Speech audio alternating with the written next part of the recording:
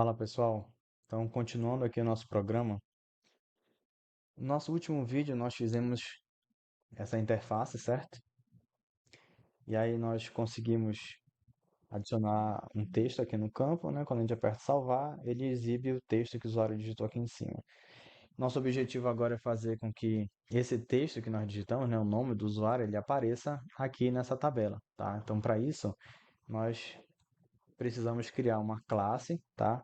Observa que aqui, ó, eu criei uma classe para ser os meus usuários, certo? Então tá aqui, eu tenho uma classe, criei um pacote model, certo? Dentro desse pacote coloquei aqui a minha classe usuário, tá? Aí o que que esse usuário vai ter? Ele vai ter um nome, um e-mail e uma senha, certo? Eu coloquei aqui um campo de erro na interface gráfica, né? Um erro GUI, para que eu possa fazer as minhas validações.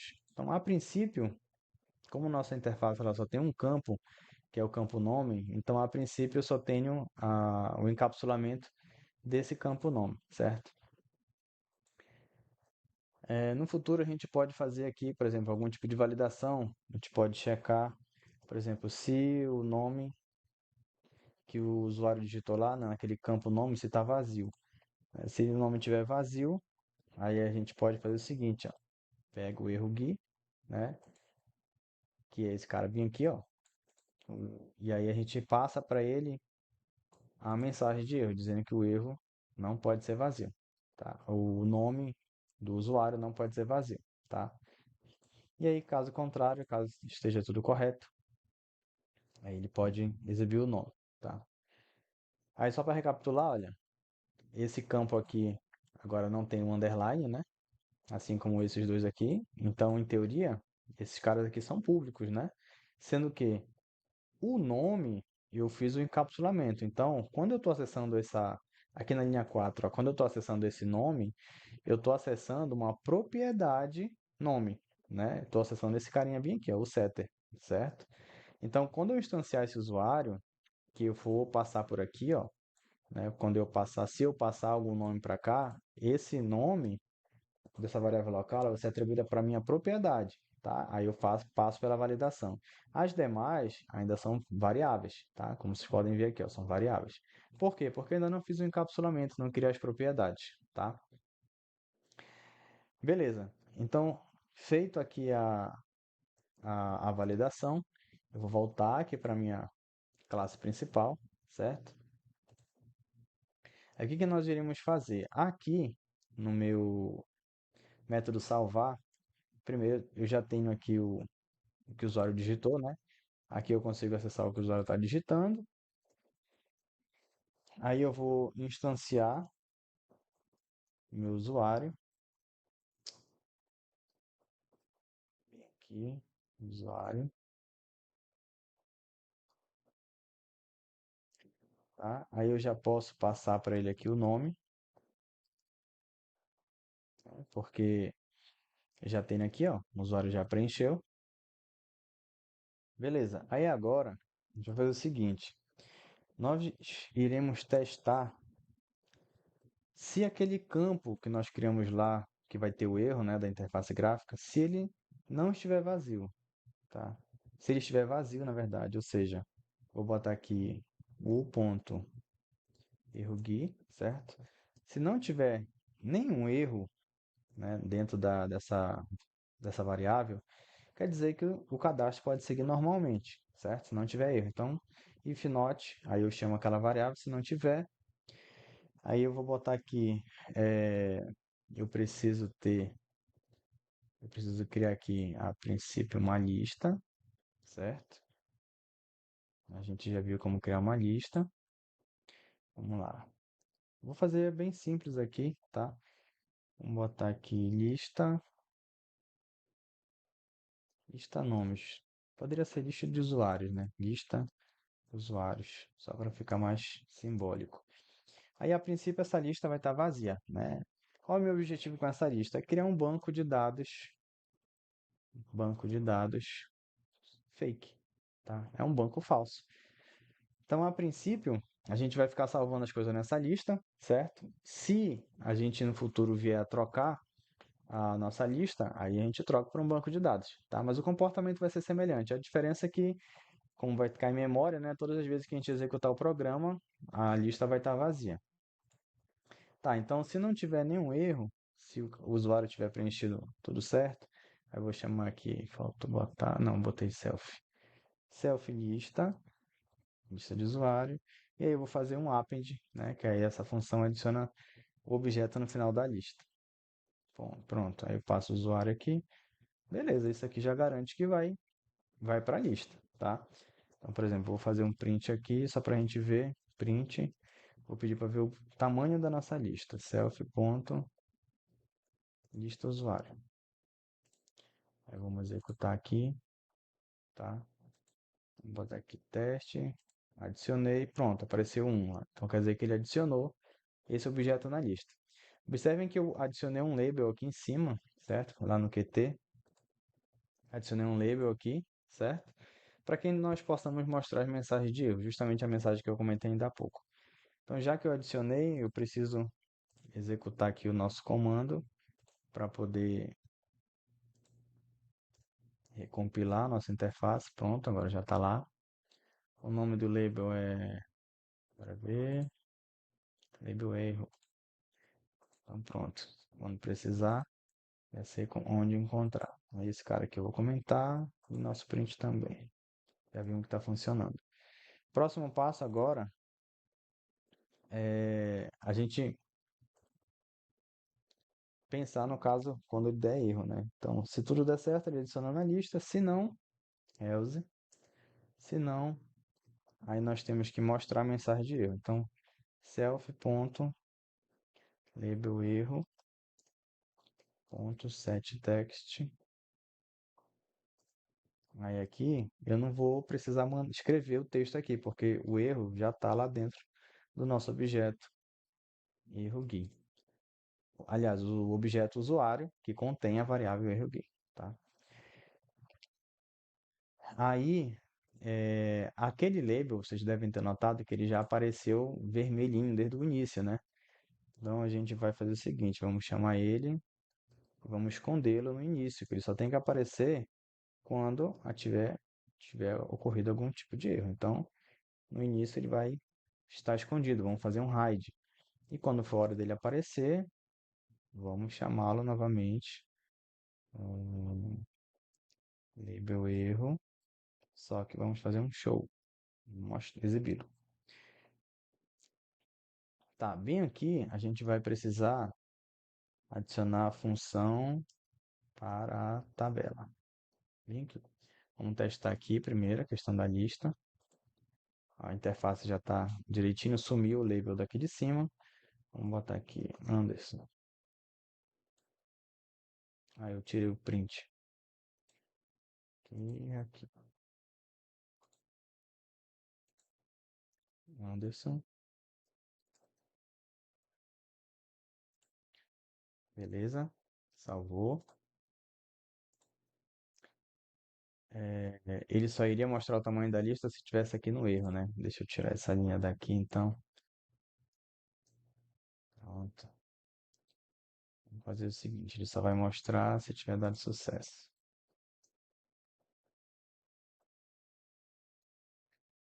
Então, de novo, Anderson. Pronto. Aí então entrou naquele if lá do sucesso, imprimiu o nome e o tamanho da lista. Beleza, então agora nós temos que conseguir mostrar isso na tabela, né? Então vamos criar uma função que vai alimentar aquela tabela, tá? Vou botar aqui def enviar dados tabela. Aí essa função é dessa classe, por isso self. Vamos criar uma variável aqui para contar as linhas da tabela. Inicialmente essa variável vai ser zero, né? Por que zero? Porque quando começar nosso programa, o número de linhas da tabela é zero, tá?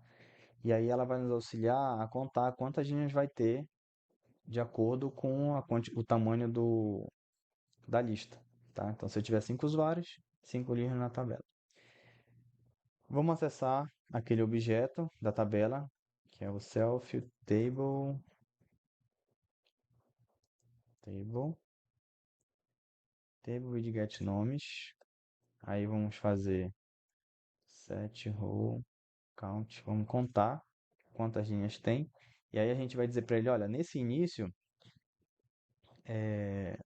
a nossa tabela, ela tem que ter o mesmo número de linhas que a nossa lista. Então, se a lista tem 5, a tabela também tem que ter 5 linhas, tá? Então a gente vai contar. Inicialmente tem 0, né?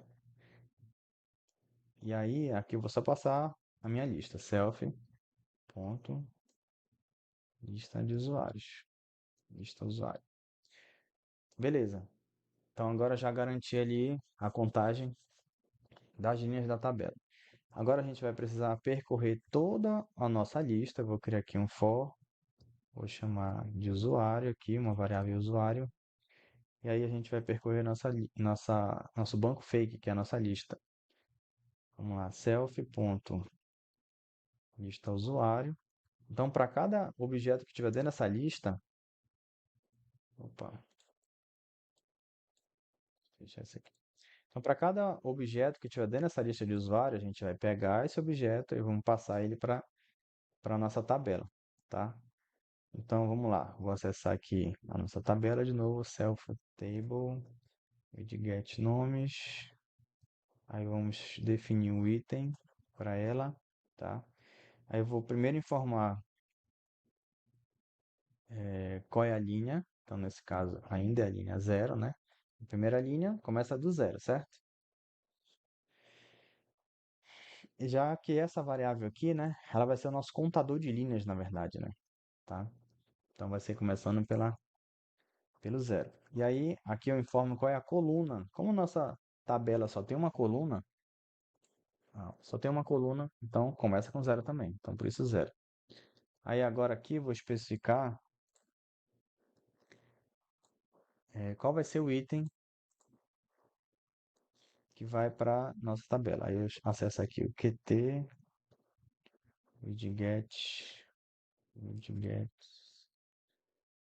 ponto, QTable, widget, item. Pronto. Aí agora eu especifico aqui o user, ponto, nome, que é a minha propriedade do usuário. Aí esse carinha aqui tá faltando só fazer um import para ele, tá? Aí, então a gente vai lá para cima, vou fazer aqui, from, pyqt6, import, qt.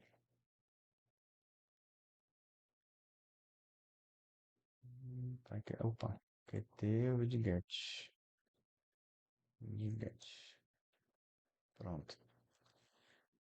Beleza, então especificando quem é o objeto e quem é o atributo do objeto, né? No caso, o nome. Bem, feito isso, aí eu preciso preparar para minha próxima linha, né? Então, se tiver uma próxima linha, ele já fica aguardando ela aí. Então, vou acessar aqui meu contador de linhas, vou incrementá-lo em 1. Beleza?